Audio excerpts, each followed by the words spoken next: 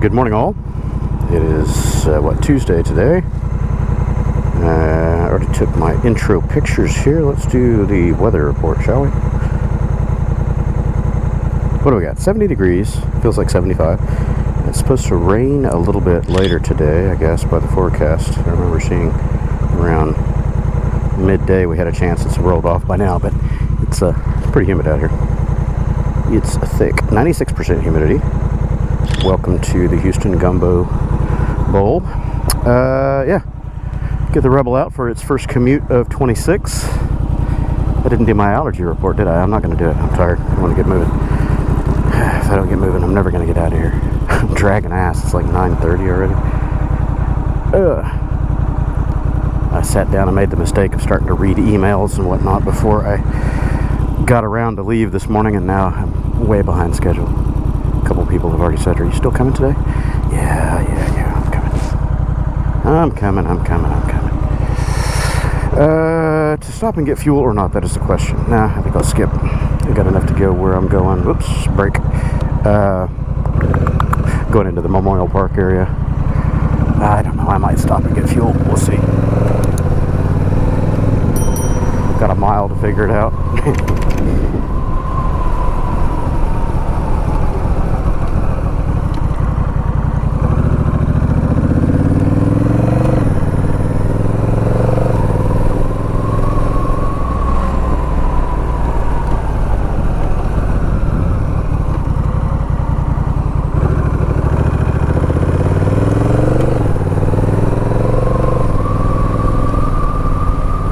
It feels good to be rolling around on two wheels.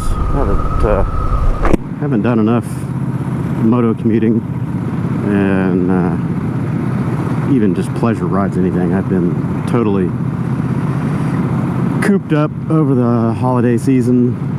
Started a couple weeks before Thanksgiving. Just didn't really have any anima to do anything, and I'm forcing myself to get back in the game. It's not a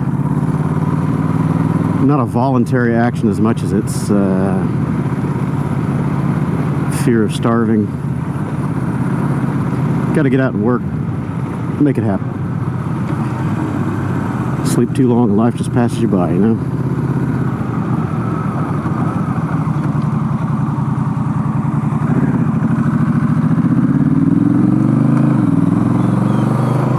So, stop and get fuel or no? I've got 3 bars, I'm good.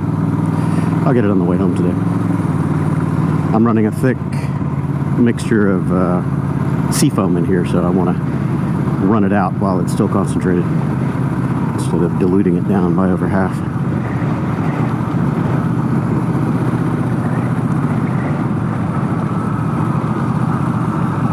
This thing sat for so long, I was worried that I was going to have problems with the fuel, but fuel-injected bikes generally do pretty well with that. You know, they do okay. They're tolerant to sitting around a while, whether it's cars or bikes or whatever. The fuel systems on them are mostly sealed. I mean, yeah, you've got air and moisture ingress from whatever air cushion, you know, airspace is inside the tank, and then they breathe a little bit through the evap canister and stuff like that. But for the most part, they're sealed system, unlike carbureted bikes where you've got the float bowl that's open to atmosphere and tends to gather moisture from the air, and of course then the ethanol in the fuel soaks up that moisture and turns your carburetor bowl into sludge.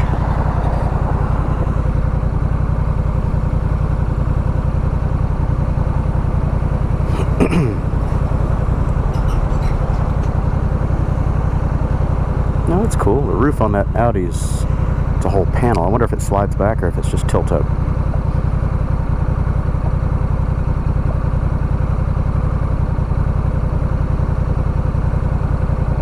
Forgot to mention I'm Lance Armstronging today. Got just a single bag on the bike, holding my laptop and all that stuff. Didn't feel like dragging the other one out of the garage. I need to send these bags to Motowalla Raj that I rode with on the Cannonball. He got a Rebel just before Cannonball. Got a really good deal on it. I don't remember what he paid, but it was a steaming, screaming deal. And he was shopping luggage options, and I said, well, hell, man, one of my viewers, and I apologize, I can't remember who it was. I'm going to go back through all of my comments and emails and pull up the wonderful person's name who sent these to me, but it's the SW-Motec Legends LS bags. It was a whole set. Both the bags, a convertible backpack slash tail bag. And I mean, when I say they were new, they were new. They were still in the factory packaging. They hadn't been used. He just went a different direction with his bike and sent me that stuff. It landed on the doorstep of my warehouse a couple, 3 years ago.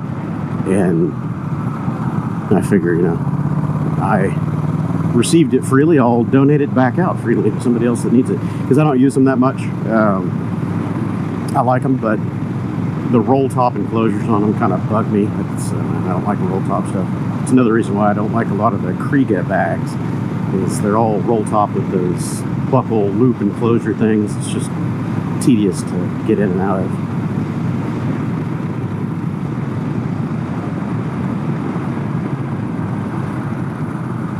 Uh-oh. I know I heard sirens. Got the wee-woos behind me there.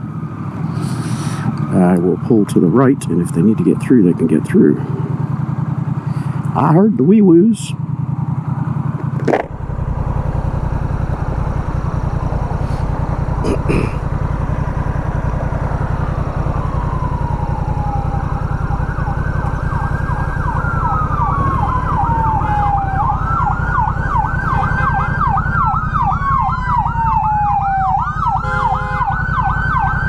Pick a lane, somebody can let them through. Yeah, there you go.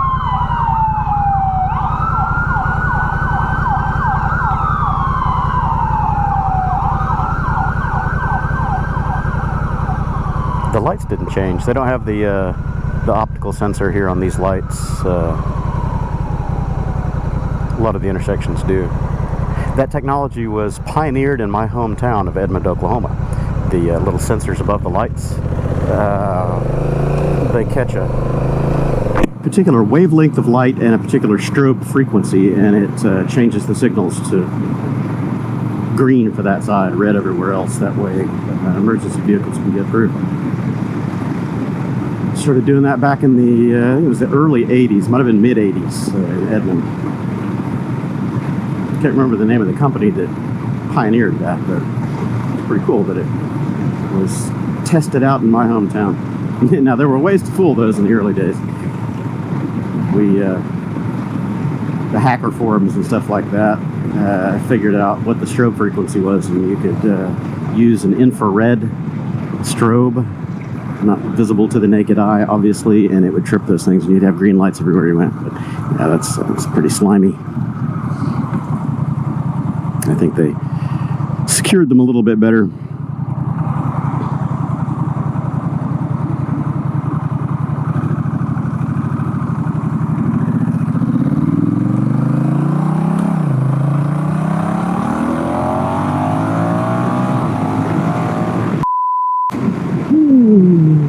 Actually feels good out here. It's a little wet and sticky, but the temperature's fantastic. This is perfect road trip weather right here. Overcast skies, cool temperature, no precip yet. Perfect road trip weather. These are 1,200-mile days for me right here. I love this. I can push 1,500, but it starts getting a little dicey beyond 18 hours in the saddle.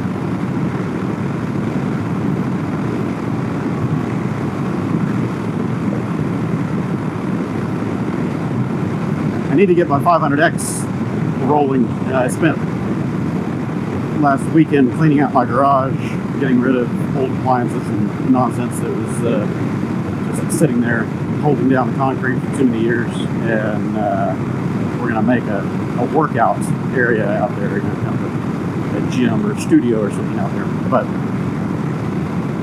as part of that project, you know, shuffling everything around, I keep mentally blocking out that 500X because it's been sitting in the same spot for so long. I've moved it once or twice when I had to pressure wash the driveway or whatever, but for all practical intents, that thing has been sitting in the same spot for 6 months. I've got to find the key. I could just order a new ignition set for it, the ignition tumbler, the side lock, and the fuel tank lock, but that's a pain in the ass, and it's rather expensive. I think it's $280 or $300 or something like that to get a new key set. I still have the original key. I might be able to, I don't know, I might be able to get a new ignition tumbler rekeyed to the existing key. I don't know. I've never done that route before. I'm sure it's probably possible. I just don't know how feasible.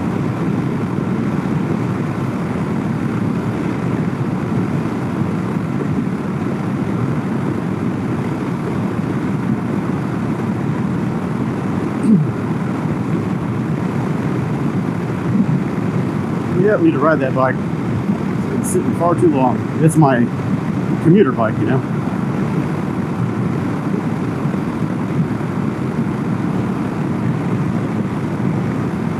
Wow, they do have a debris crew that come out here eventually. I'm just noticing that this morning. Right before I saw that truck, I was checking the shoulders here, the breakdown lanes and stuff. Normally I-10 is so stuffed with trash everywhere, all over the highway. And it stays that way for months, sometimes years before cleanups. But I was noticing this morning that it looks pretty clean out here. Somebody finally prompted a city crew to come out and do it, I guess.